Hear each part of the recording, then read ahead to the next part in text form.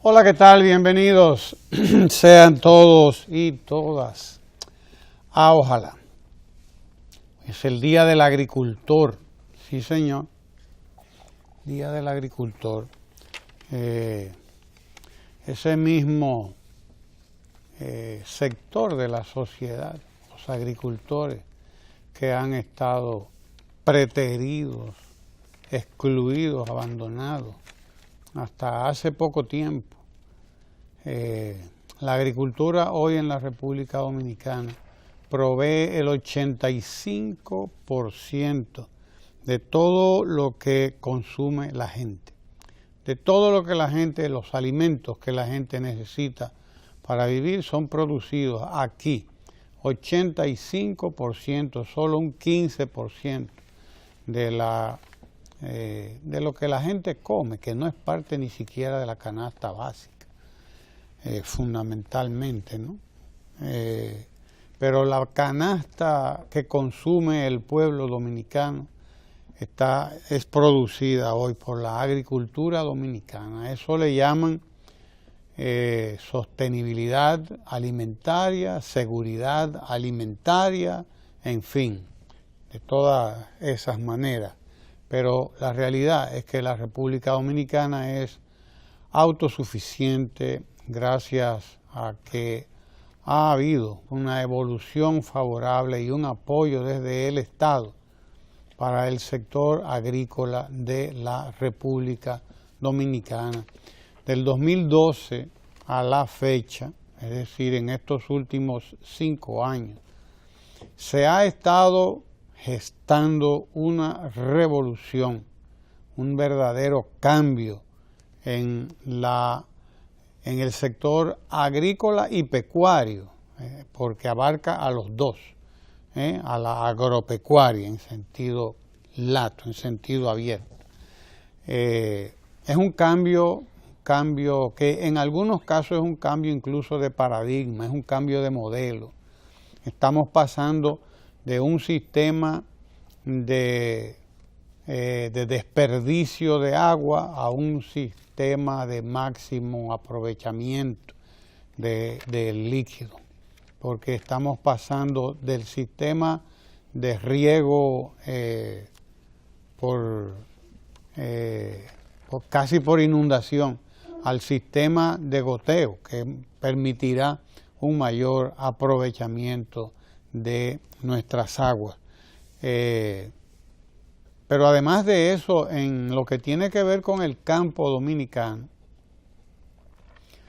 el Banco Agrícola, por ejemplo, que es el gran prestamista de los bancos, de los agricultores y para los agricultores, pues sí, porque es el Estado el que les presta a los agricultores. Aquí los bancos, la banca privada, digámoslo así, bien clarito, la banca privada dominicana no presta a la agricultura. No sé, prestará a algunos emprendimientos que son muy seguros, y prestará en condiciones que usted puede imaginarse. Pero en realidad el sector agrícola y pecuario no es objeto o sujeto de crédito de la banca privada, porque la banca privada no pone sus cuartos donde hay tanto riesgo. Esa es la realidad. Quien toma dinero de la banca privada y lo destina a la agricultura es bajo su cuenta y riesgo, porque la agricultura no tiene respaldo de seguro. Este gobierno del presidente Danilo Medina ha activado el seguro agropecuario dominicano, Agrodosa. Eso sí es digno también de resaltar, que Agrodosa hoy, la agropecuaria, la aseguradora agropecuaria dominicana, es la única institución que está asegurando los emprendimientos agrícolas en la República Dominicana.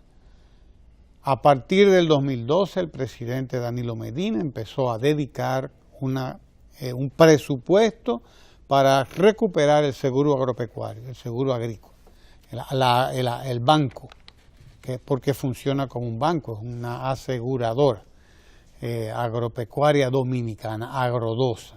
Y eso es lo que hay aquí como seguro para los emprendimientos agrícolas, la siembra, la agricultura en sentido general. Es la única institución que asegura la siembra, para que estemos claros. Pero además de eso, el Banco Agrícola, que prestaba al 18% en el 2012, cuando el presidente Danilo Medina asume la presidencia de la República, prestaba hasta el 18% y más. Pues hoy está prestando al 8%. La tasa de crédito del Banco Agrícola ronda el 8, el 10% y en el mayor de los casos el 12%, es decir, el 1% al mes. Esa es la tasa máxima. 1% al mes, el 12% al año. Hay una verdadera intención de apoyar el campo en este gobierno, y por fin hay una verdadera dedicación al campo. Y hay que decir, a propósito de conmemorar hoy el Día del Agricultor, hay una verdadera dedicación al campo, una verdadera dedicación a la superación de las lacras, de los males que tradicionalmente han llagado, han lastrado el campo y han impedido el desarrollo del sector campesino en la República Dominicana. El aumento de los costos de los insumos agrícolas sacó de la agricultura a miles de campesinos dominicanos. El aumento de los insumos, el aumento de los precios de los insumos, que comenzó allá por el año 2000, hay que decirlo, sí señor, 2000, 2001, ahí empezaron a subir los insumos de tal manera que ya los campesinos, los agricultores no pudieron ya con lo que estaba ocurriendo en ese sector. Hoy por fin hay una política y unas políticas dirigidas al sector agropecuario dominicano y a desarrollar la agricultura en la República Dominicana, un sector estratégico, de hecho sea de paso. Estratégico porque es el que provee el 85% de lo que nosotros necesitamos para vivir. Para que tengamos una idea de qué significa la agricultura en la República Dominicana.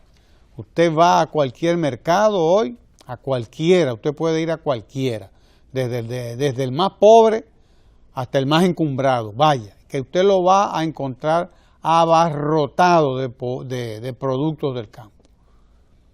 Abarrotado de productos del campo. No hay realmente nada hoy que haga falta en esos establecimientos. Es el campo dominicano el que está proveyendo el 85% de todo lo que necesitamos y sobre todo proveyéndolo a precios aceptables,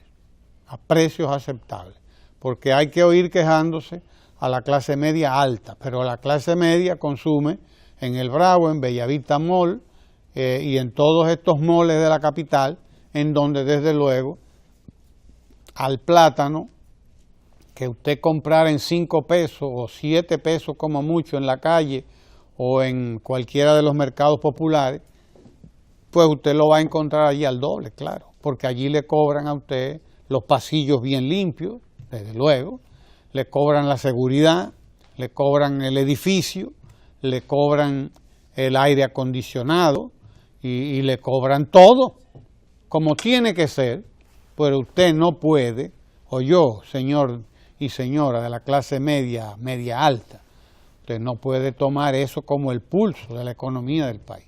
Usted tiene que ir a ver cómo está saliendo el producto del campo, cómo es que está saliendo de allá. Y ese es el precio. Ese es el precio que usted tiene que tener de referencia. Tenemos una producción de excelente calidad, que desde luego una parte de ella, una buena parte de ella, va dirigida a la exportación. La República Dominicana exporta hoy, oiga usted cómo está la agricultura dominicana. La República Dominicana exporta productos de la agrícola, productos agrícolas, a 170 países.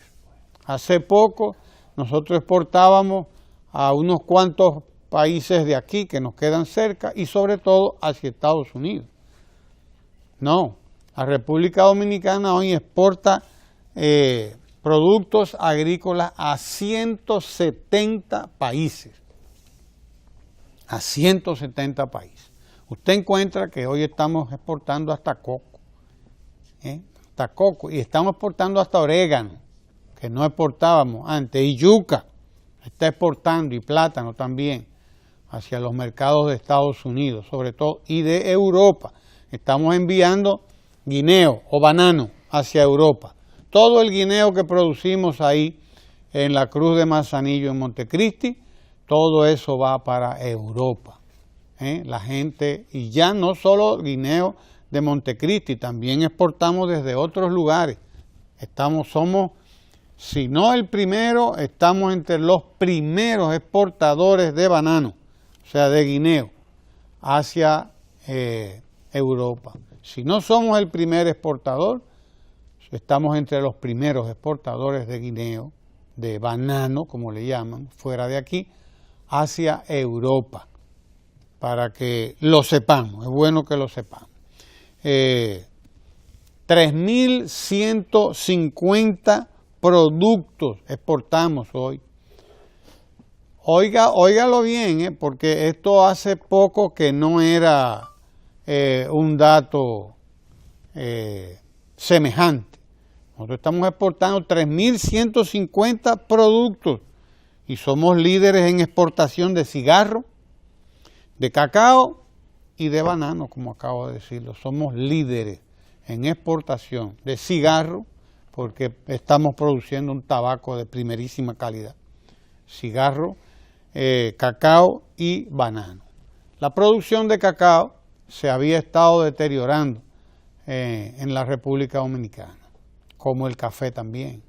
Lamentablemente pasamos de ser un importante productor y exportador de café a ser un importador de café, porque nos descuidamos con la roya. Nos descuidamos con la roya. Cuando debimos empezar a atacar la roya, que fue cuando se detectó la roya hace, no sé, más de 20 años ya, cuando se detectó la roya, debimos empezar de una vez un programa que permitiera la detección a tiempo y el control de la plaga, que nos la introdujeron. No dudo que haya sido de maldad, no lo dudo, sí, que haya sido un sabotaje, un trabajo hecho según cuando oí de qué manera fue que se introdujo, que llegó la roya aquí. Me di cuenta de que probablemente nos hicieron ahí un acto de sabotaje, nos introdujeron la plaga aquí y desde luego, unido a eso, con el descuido posterior de los gobiernos, dio como resultado el que esa plaga diezmara hasta prácticamente acogotarla la producción de café en la República Dominicana. Pasamos de ser exportadores a ser importadores. Hoy todavía estamos importando. Pero bueno, hay un trabajo de reposición de las poblaciones de café que fueron diezmadas por la roya y ya se está repoblando nuestras lomas que producían bastante café, dicho sea de paso. Pues hoy se está recuperando la siembra y la producción del café. en buen momento está el campo dominicano y en buen momento nosotros pues conmemoramos este Día del Agricultor, porque además de eso hay una política fundamental de fortalecimiento del campo, además del crédito que se ha reducido brutalmente hasta un 8%, con una mora de casi ningún por ciento. El Banco Agrícola Dominicano por primera vez en su historia prácticamente no tiene mora, está trabajando sin mora. Y ha prestado más de 90.000 millones de pesos. En los últimos 5 años se han prestado más de 90.000, vamos rumbo a los 100.000 millones de pesos se han prestado en lo que va de la gestión del presidente Danilo Medina, que se había comprometido con invertir 40.000 millones de pesos en el campo. Pues no, está más que duplicada la inversión en el campo, más que duplicada. Eso que ustedes ven ahí, las piñas, íbamos de capa caída, nos estaba pasando lo mismo que con el café, porque las piñas originales, las que teníamos aquí, la generación anterior, ya había dado lo que iba a dar, había que cambiar las plantas, había que importar hijuelos nuevos, y efectivamente el presidente ordenó la importación de 1 millón de hijuelos nuevos, 1 millón si mal no recuerdo. El hecho es que ese millón iba a dar varios millones más de hijuelos que han ido repoblando las plantaciones de piña, y hoy somos de los principales exportadores de piña también. En este momento estamos entre los principales exportadores de piña, y usted ve los mercados de aquí abarrotados de piña también, pero usted los ve abarrotados de piña, esa es la piña de rechazo. Es bueno que usted lo sepa, que la que está en los mercados de aquí es fundamentalmente la piña de rechazo, porque toda la piña que se produce, la mejor es la que va hacia la exportación, va para Europa y va para Estados Unidos, esa piña, para que lo sepamos, esa que usted ve aquí, que abarrota los mercados y que mantiene por lo tanto el producto en un muy buen precio, es la piña de rechazo. Fundamentalmente la piña de rechazo. Y las visitas sorpresas, que habrá que mencionarlas como un hito en la República Dominicana, porque las visitas sorpresas van a fortalecer el campo en todos los sentidos. Primero, haciéndoles llegar el financiamiento al 5% anual, 0.41 mensual. Oiga usted, 5% anual. Financiamiento 5% anual, 0.41 al mes. Eso es prácticamente para no ganar nada, porque no gana nada. Pero el Estado no está para ganar tampoco. El Estado a lo sumo está para recuperar y empatar, para volver a prestar. Para eso es que está el Estado. El Estado no es una empresa lucrativa. El Estado no tiene que ser una empresa para producir beneficios.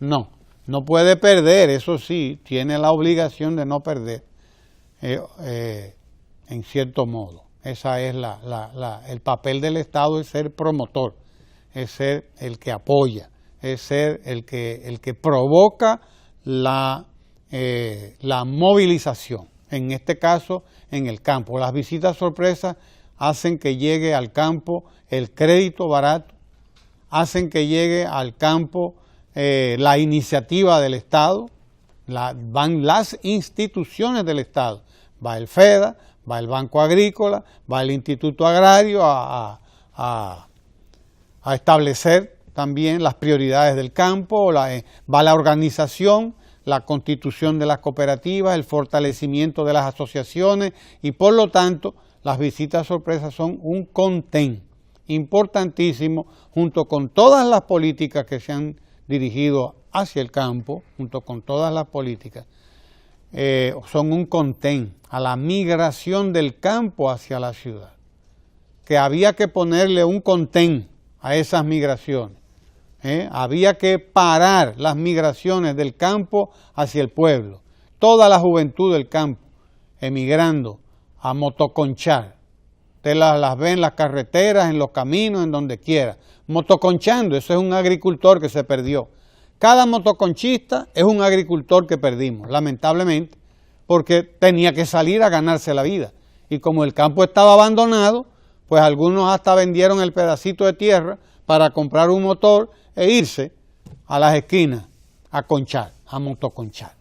Vaya usted a ver, ganamos muchos motoconchistas, pero perdimos el campo. Y, desde luego, ha sido Danilo Medina el que se ha dado cuenta de ese fenómeno dramático y trágico también, dramático y trágico, de abandono del campo. Este domingo estuvo en la zona fronteriza, es bueno que lo recordemos.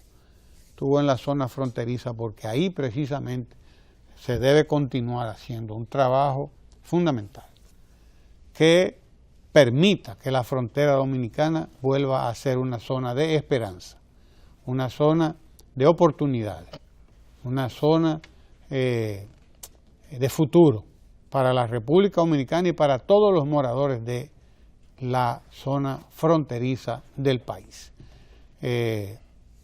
Con nuestras congratulaciones al agricultor dominicano en el Día del Agricultor, pero es las congratulaciones al país, a la República Dominicana, porque por fin estamos desarrollando políticas de inclusión, políticas de participación, políticas de organización del campo y políticas de recuperación de nuestros principales productos de exportación y políticas también, ¿por qué no decirlo?, de recuperación de y de protección de las áreas boscosas que tenemos, que ojalá, sí señor, hay que repetirlo muchas veces, ojalá, que quiere decir quiera Dios en árabe, pues sí, quiera Dios que nosotros podamos proteger lo que nos queda de bosque, las zonas protegidas, quiera Dios que podamos detener la deforestación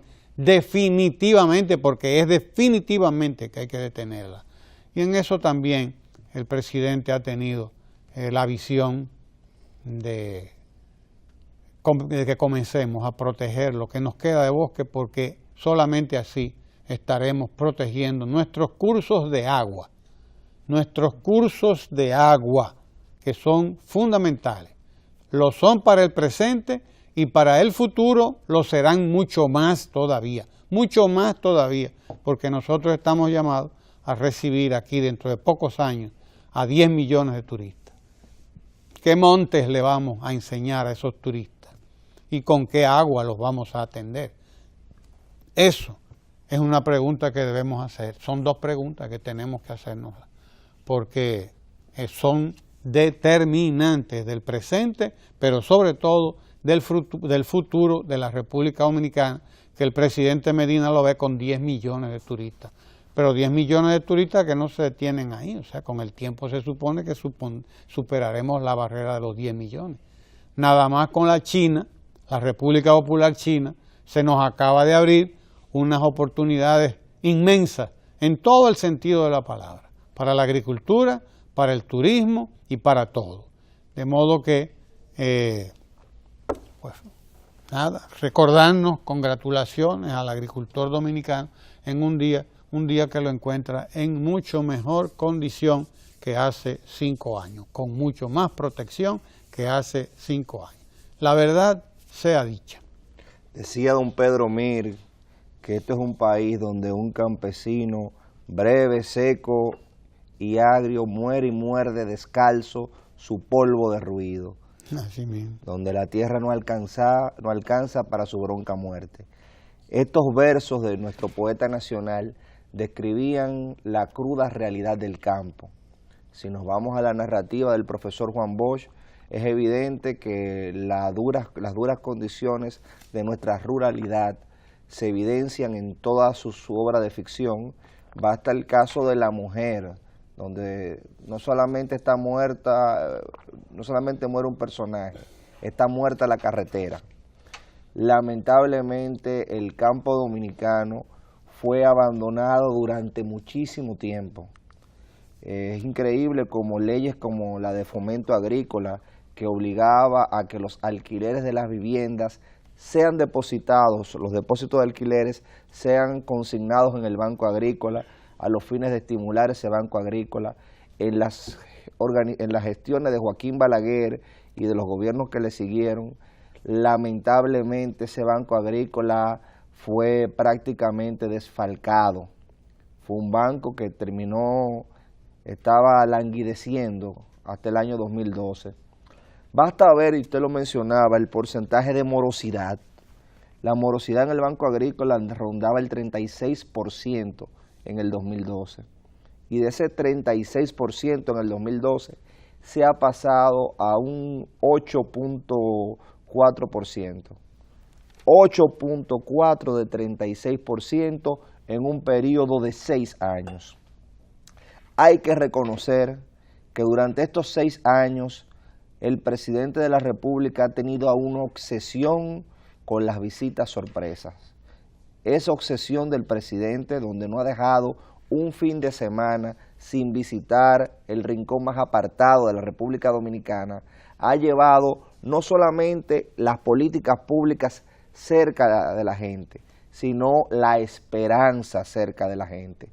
No es lo mismo cuando en una comunidad apartada, donde nunca se ha sentido la mano del Estado, se presenta a la máxima autoridad política y se sienta con los productores y le dice cómo podemos cambiar las cosas.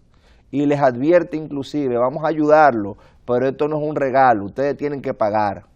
Y ese compromiso que se crea cuando hay una ayuda ha generado que ese porcentaje de morosidad haya bajado significativamente. Eso ha permitido que la promesa presidencial de 40.000 millones de pesos esté por 90.000 millones de pesos.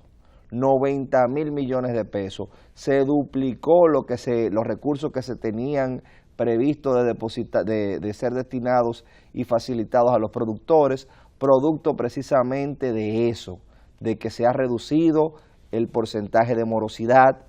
Esa reducción del porcentaje de morosidad tiene que ver con la reconducción de los fines del Banco Agrícola, que es un banco que no tiene la finalidad de acumular por acumular, sino de seguir generando recursos para facilitarle a los campesinos y a los productores que tengan acceso al crédito en condiciones por lo menos blandas. Estamos hablando de que en este país las condiciones de acceso al crédito eran de hasta 28%. Y de un 28% anual se ha bajado hasta un 5% anual. ¿Qué significa eso? Que ya muchos campesinos no tienen que estar acudiendo a usureros para encadenar su producción. Esto tiene obligatoriamente que sentirse y se siente en la cantidad de productos que tenemos, en donde hemos pasado, como usted señalaba, a tener un 85% de los productos que consumimos ya están suplidos por los campesinos. Entonces, yo creo que cuando nosotros vemos esa obsesión de proteger a los más débiles, esa disposición, ese compromiso de acudir al campo en auxilio de los productores, nosotros estamos haciendo realidad un Estado social democrático de derecho, porque el gran excluido en República Dominicana ha sido los campesinos. Y esta exclusión tiene también un componente, tiene un componente también social que tiene que ver con el estilo de vida que brinda el capitalismo. El capitalismo en sentido general estimula el confort, estimula muchas veces el lucro rápido sin trabajar. Y ese estilo de vida que se estimula es lo que hace que estos bancos comerciales te realicen 50 ferias para vehículos, 50 ferias para consumir, pero ni una sola feria para producción de tractores. Yo nunca he visto una feria de tractores, yo nunca he visto una feria de maquinarias agrícolas, pero sí veo muchas ferias de automóviles. Entonces, en ese sentido, el rol que está desempeñando el Banco Agrícola por ese énfasis del presidente de la República de democratizar el crédito para el campesino, es significativo y es más que nada un cambio de modelo que nosotros hemos tenido desde el 2012. En la misma tesitura del cambio que hemos tenido con ese énfasis en proteger nuestros campesinos, yo quisiera resaltar desde ahora lo que yo creo que es el complemento del futuro que va a tener el sector transporte en República Dominicana, y es la obra del teleférico.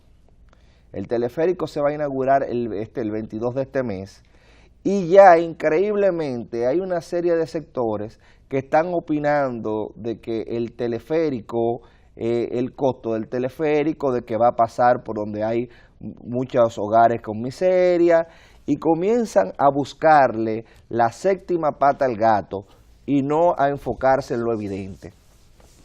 Nosotros que debíamos hacer teleférico en Naco ahí. Sí, a lo mejor es en Naco. Anacaona. Sí, para que se vea un lugar más bonito de la ciudad. Qué maravilla. Sí, parece que es eso. Y no se están dando cuenta de lo que se trata es de modernizar nuestro transporte colectivo y facilitarle la vida y las condiciones de vida a esos sectores que están ahí, que no es un invento de esta gestión de gobierno. Nosotros tenemos una deuda social acumulada y una ciudad que creció en el completo desorden, precisamente por esa migración del campo a la ciudad.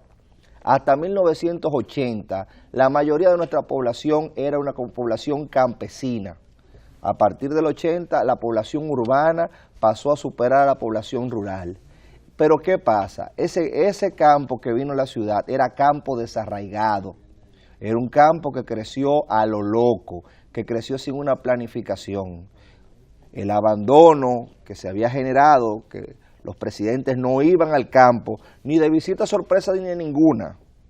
El presidente no iba al campo, los presidentes que tuvimos no lo iban, el campo era el gran olvidado.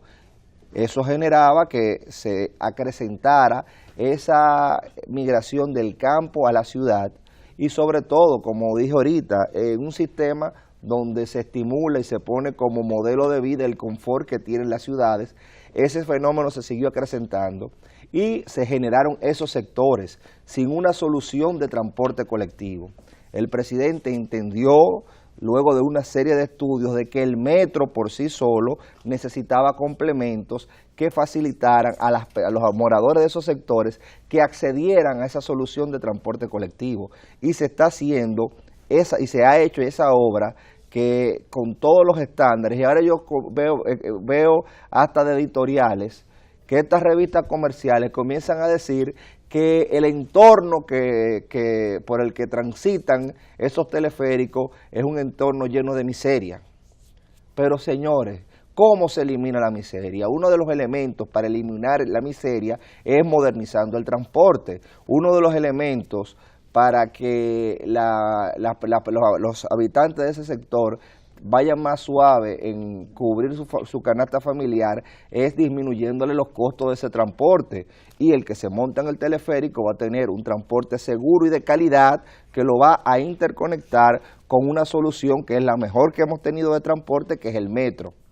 Yo recuerdo cuando iban a hacer el metro que parecía que el país iba a acabar. El metro no se puede hacer, el metro es una obra que desborda República Dominicana. Ahí está funcionando el metro, y ahora que está funcionando el metro y que se ha aprobado que es un sistema que funciona y que se está ampliando las líneas del metro, lo mejor y lo más fácil que podía hacer era que se complementaran ese transporte colectivo con el teleférico. Pero hay quienes siempre van a estar buscándole la quinta pata al gato y llamando en el momento menos inoportuno al caos. Y hay otros que van a estar creando esperanza y haciendo cosas que construyan esperanza, como es esa obra del teleférico que va a alimentar el metro y va a impactar directamente la vida de miles de hogares dominicanos. Guillermo, ¿cómo estás? Oh, bien, después de las largas intervenciones suyas en la mañana de hoy. Sustanciosas. Sustanciosas intervenciones. Suculentas. Sí. Miren, yo lo lamento, pero creo que todo aquel que simple y sencillamente se haga el indiferente frente a ciertas cosas, va a vivir feliz, probablemente, ¿verdad? Ajeno a todo cuanto les rodea. Pero hay quienes, porque usted se acaba de definir como el optimista, ¿verdad? Sí. Tenemos que serlo, estamos convocados a hacerlo en medio de este valle de lágrimas. Y comprometidos. En medio de este valle de lágrimas. Y comprometidos con eso. En el que Israel acaba de asesinar a 58 palestinos. 58 iban ahí cuando dieron la... 58. Van ahí porque eso es ahora. Pero esto viene aconteciendo frente a la complicidad de algunos y la indiferencia cómplice por igual de otros. Y usted dirá, pero bueno, eso es tan lejos, que ¿por qué no vamos a poner pesimistas? Porque a la verdad que una matanza a esta altura de juego, en nombre además de que de algo, bueno, pues no me convoca mucho al optimismo. Esa es la pura realidad. Es decir, no pueden presentarnos aquí, vamos a ponerlo no como esta revista comercial, sino vamos a poner la otra, que por lo menos es española. Mírenlo ahí. Israel provoca, no, pero yo quiero el título. Israel provoca una matanza en la protesta palestina contra Estados Unidos. Y entonces, medio centenar de muertos en la marcha más sangrienta en Gaza. Personalmente he estado tocado como ser humano por la tragedia de trogloditas que creen que pueden actuar por encima de cualquier código moral y salir y matar. Y todo esto incluso en nombre ¿de quién? ¿Cuál es el individuo? El Dios de esta gente. En nombre de Dios. No, el de ellos en particular. Porque ellos tienen uno que es de ellos, el que los eligió a ellos como pueblo. Jehová. Jehová. En nombre de Jehová y del racismo sionista, se puede salir a matar impunemente. Así como nosotros no podemos asumir como bueno y válido el que ante una protesta conspirativa, naturalmente, orquestada, sabrá Dios cómo y por quién, el régimen de Ortega en Nicaragua, también le contaron unos muertos, una cantidad de muertos similares. Ahora, si condenable eso es en Nicaragua, y condenable es que se estén orquestando cosas para que acontezcan otras, las matanzas. ¿Con qué moral una nación, un gobierno puede justificar esta matanza contra los palestinos? Porque es como dijo un mexicano recientemente, oye, es bastante hipócrita estarnos preocupando por los derechos humanos en Siria, cuando aquí se nos violan a nosotros los derechos humanos, en México. Y verdad es. Entonces, ¿cómo que puede ser una cosa en Siria y otra cosa en México? Es decir, la violación a los derechos humanos son así como nosotros decimos. En un país de un genocidio por goteo como México. Un genocidio. ¿Y esto es qué resulta? Que puede usted estarse haciendo el indiferente y jugar a la doble moral, a la suya y a la de los otros, pero es cuestión de tiempo.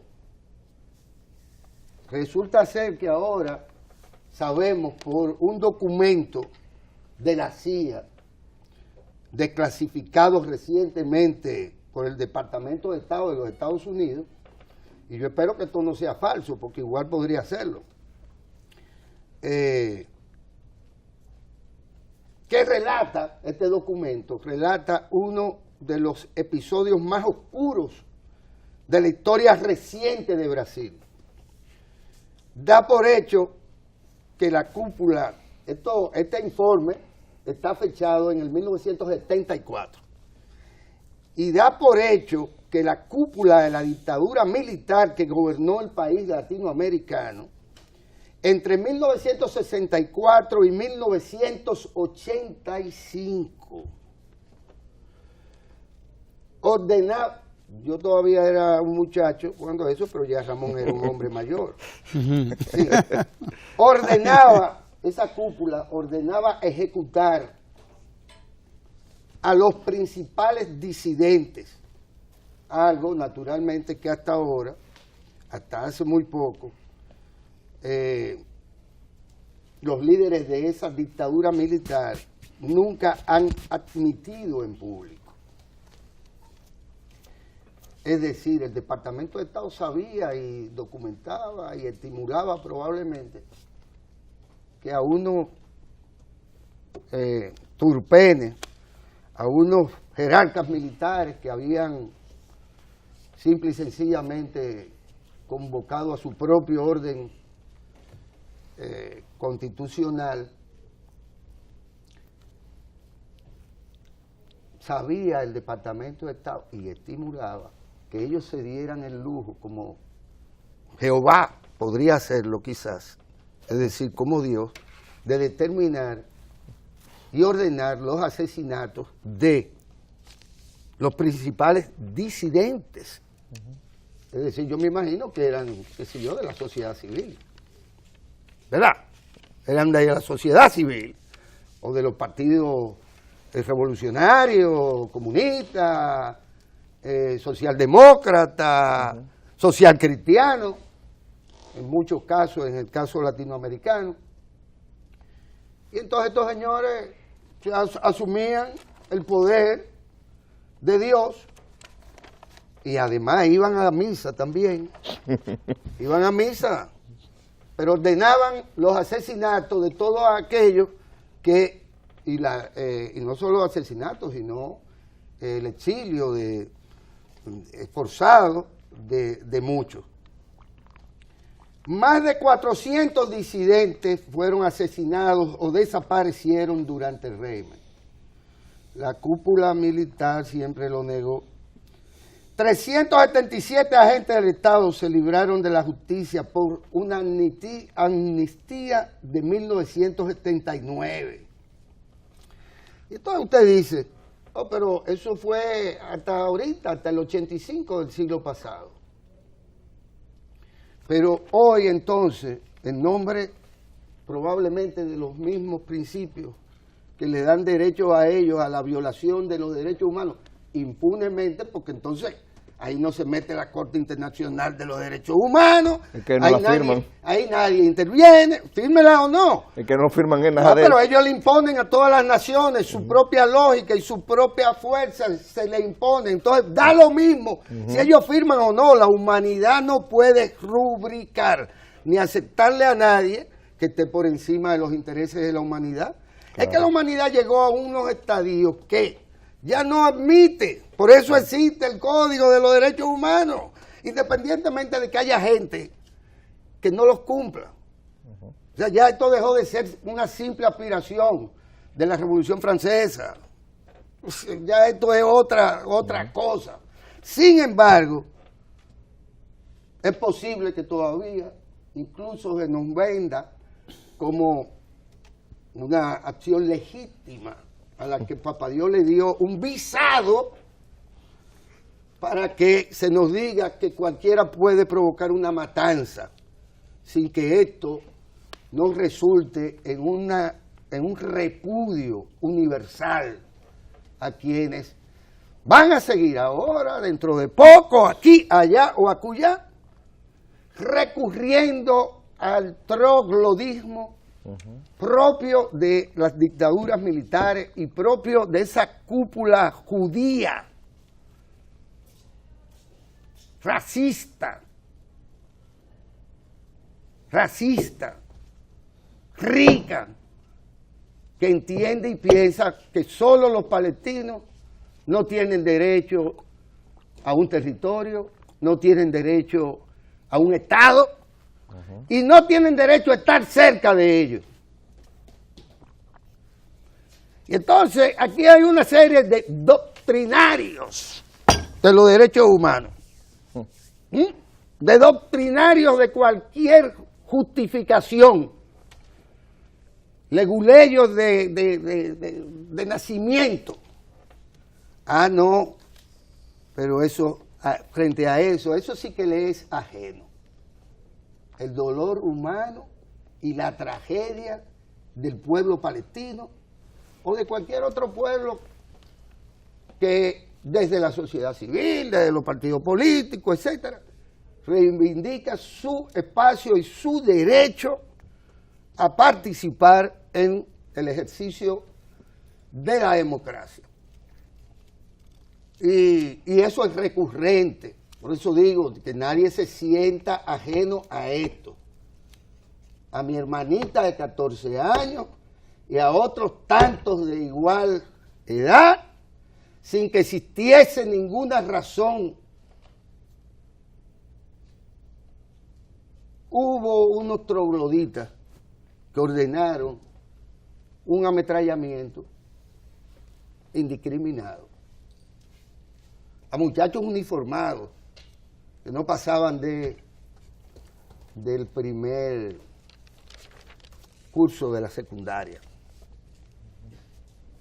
Y naturalmente, y ustedes me excusan que lo tome también en términos individuales, además me caracterizo por eso, no cargo con las cosas de los demás, cargo con las mías, mis penas y mis alegrías. Entonces quiere decir que a mí me tiene que doler y tengo que condenar el asesinato de mi hermanita de 14 años y de 3 jóvenes más el 9 de febrero de 1966, porque a un troglodita se le ocurrió la brillante idea de ordenar un ametrallamiento a mansalva de muchachos que no hacían nada más que esperar que una comisión de dirigentes estudiantiles saliera del palacio donde estaban reunidos con el representante del presidente de la República entonces, el doctor García Godoy. Y entonces eso sí me toca, porque me toca a mí. Eso sí que yo lo debo de lamentar y condenar, y se supone que sea correcto así. Y me puede ser ajeno una matanza de esta naturaleza. Porque en caso de Nicaragua, que lo agarraron inmediatamente, y sí es tema, es una protesta conspirativa por una ley que se revertió incluso ya a propósito de la protesta misma, y sin embargo la consigna es que continúe el caos, desestabilización, y que Ortega, que fue electo recientemente, pues simple y sencillamente renuncie y que ahí haya un cambio de gobierno. Es decir, ahí no hay ninguna razón para el caos, si se quiere.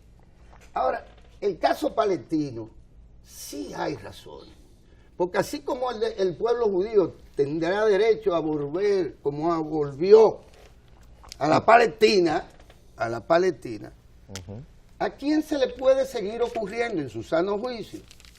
Y sé que al Papa no se le ocurre eso, por ejemplo, que los palestinos no pueden tener derechos similares a los de cualquier ser humano que... A los de cualquier pueblo. A los de cualquier pueblo. A tener un territorio, un estado propio y un sentimiento que nosotros le llamamos patriotismo, que es nuestra relación visceral con la tierra. De miel y qué, ¿cómo decían? Sí, mío, de leche y miel. De leche y miel. Y esto le podrá saber a veneno a los que creen que nosotros estamos aquí para justificar cosas. Pero yo protesto como ser humano ante esa matanza. Y los judíos y Donald Trump y todos ellos juntos son unos abusadores. Son unos abusadores contra un pueblo que vive en una tragedia desde hace ya tanto tiempo. Sí, claro, a mí me mandaron estos días alguien un video en el que me enseñaba todo lo que ha logrado ese pueblo en 70 años. Israel. Sí, lo vi también. Usted lo vio también, Sí, ¿verdad? sí. 70 años. Lo borré, por cierto. Todo eso, yo también. Claro, porque si en 70 años a nosotros nos meten los millones de dólares y de libra esterlina que se sembraron ahí, en ese pedacito de tierra, en esos 70 años, a nosotros fuéramos hoy una potencia, pero no una potencia cualquiera, porque nosotros tenemos mucho más recursos que Israel. Pero desde que el barón de Rothschild, desde que el barón de Rothschild, en complicidad con la reina de Inglaterra, empezó a comprar tierra ahí, ¿entiende? Y empezó con la ayuda del ejército inglés a hacerse dueño de esa tierra, de esos pedazos de tierra, ¿entiende? Pues desde ese momento ahí empezó a caer una lluvia de dinero de todo el sector financiero judío mundial, como ese HSBC, que es uno de los bancos más grandes de la bolita del mundo, ¿entiendes? Porque los que primero desarrollaron el sector financiero, la burguesía financiera, fue ese grupo.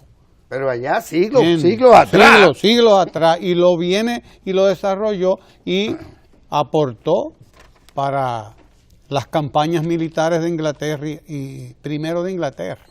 Después Francia se prestó a justificar mediante el acuerdo Sykes-Picot esa injusticia de sembrar ahí en la tierra prometida a un grupo del capital financiero mundial para construir una base gigantesca de operaciones militares contra los pueblos árabes.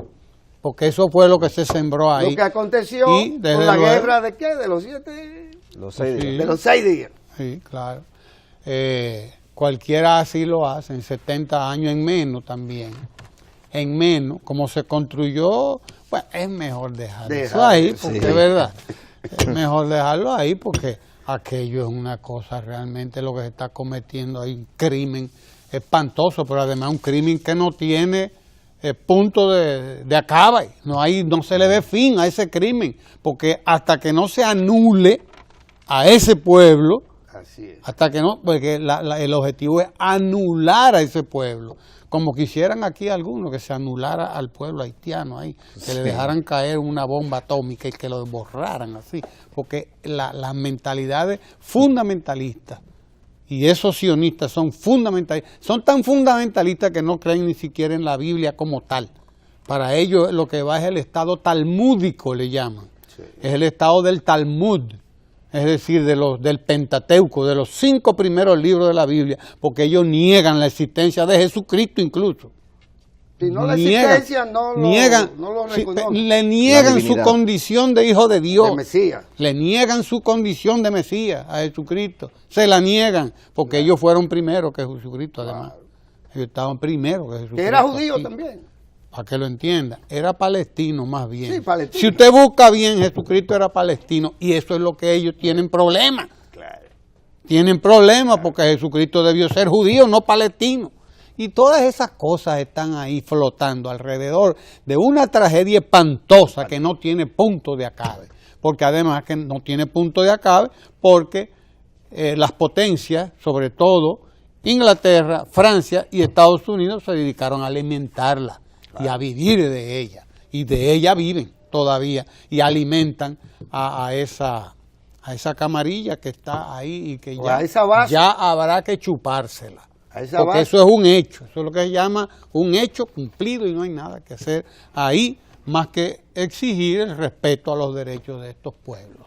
Pero bueno, quédese ahí que tenemos mucho más contenido aquí en Ojalá. No se mueva de ahí que vamos a conversar ahora con Juan González. No se mueva de ahí.